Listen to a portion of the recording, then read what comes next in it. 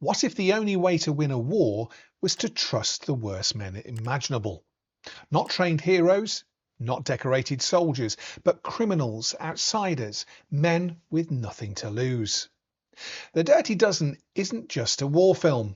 It's a film about risk, about control, and about whether discipline can ever truly exist without trust. But here's the real question. Can a team built on chaos ever succeed? Let's take a look.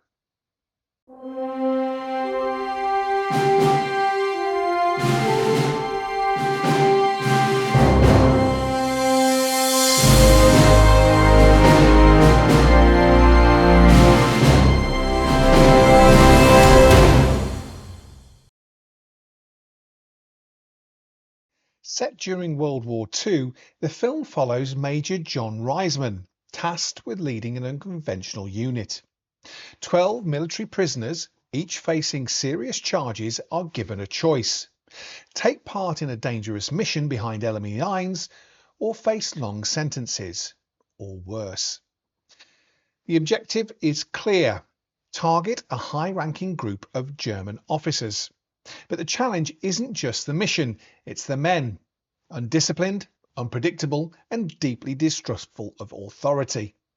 Reisman must turn this group into a functioning team, and he has very little time to do it. And this is where the film becomes more than just a war story, because it's not about defeating the enemy, it's about controlling what's already out of control. Lee Marvin leads the film with a performance that feels completely grounded. He's not loud, not theatrical, but there's authority in everything he does. You believe he can handle this group even when it looks impossible. The supporting cast adds texture and unpredictability. Each member of the dozen feels distinct, different personalities, different motivations, and that variety is what drives the tension, because at any moment things could fall apart. Now, the film features an impressive ensemble cast, including Charles Bronson, Donald Sutherland and Telly Savalas, many of whom would go on to become major stars. At the time, however, the focus was on the group dynamic rather than individual spotlight. Director Robert Aldrich structures the film in two clear halves. The first, training. The second, the mission. And that first half is crucial because it builds the relationships, the friction, the resistance, the gradual shift from chaos to something resembling order. So when the mission begins, you understand what's at stake. Much of the training sequence was designed to feel deliberately rough and unpolished, reflecting the lack of discipline within the group. That rawness adds to the authenticity of the film. But just when you think the team is ready, The Dirty Dozen reminds you of something important. These men haven't changed. They've just been pointed in a direction.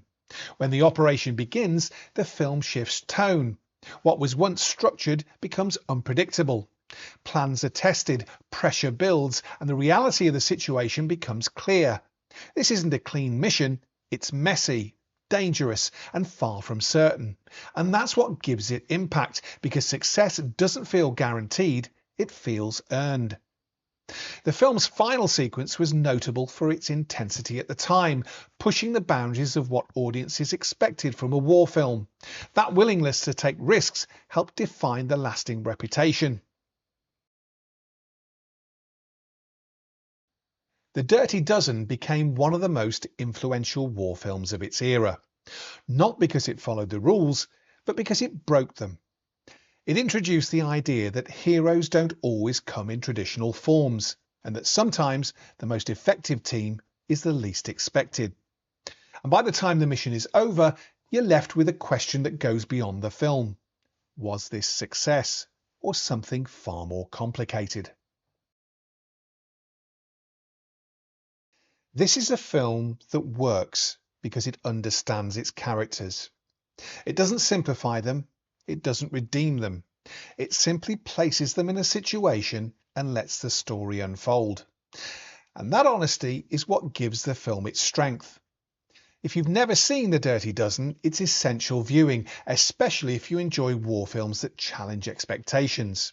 And if you have, watch it again and notice how much of the tension comes from the people not just the mission. And if you enjoy classic cinema such as this, please join the Golden Age Flicks family by subscribing to the channel, as it really helps us grow. Join me next time for another classic film review here on Golden Age Flicks. In the meantime, keep watching the classics and, as always, keep the projector running.